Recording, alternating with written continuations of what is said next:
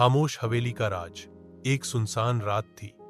आसमान में चांद बादलों के पीछे छिपा था और सन्नाटा इतना गहरा था कि अपनी धड़कनें भी सुनाई दे रही थीं।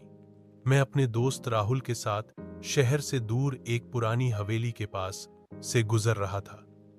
लोगों का कहना था कि वह हवेली शापित थी और जो भी उसमें रात बिताता वापस नहीं आता।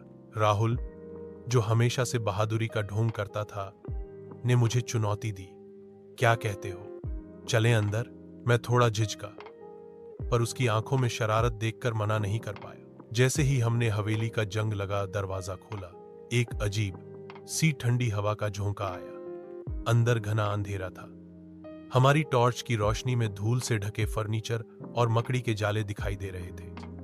हम धीरे धीरे आगे बढ़े, हर आहट पर चौंकते हुए। अचानक एक कमरे से एक धीमी, दर्द भरी आवाज आई। ऐसा लगा जैसे कोई रो रहा हो। राहुल का चेहरा पीला पड़ गया, पर उसने हिम्मत करके उस कमरे की ओर टॉर्च घुमाई।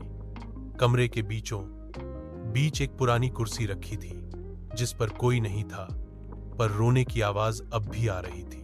तभी कोने में रखी एक धूल भरी तस्वीर जमीन पर गिर गई और चकनाचूर हो गई। उसी पल रोने की आवाज तेज हो गई और ऐसा लगा जैसे कोई हमारे बिल्कुल करीब खड़ा हो। हमें लगा कि कोई अदृश्य शक्ति हमें देख रही है।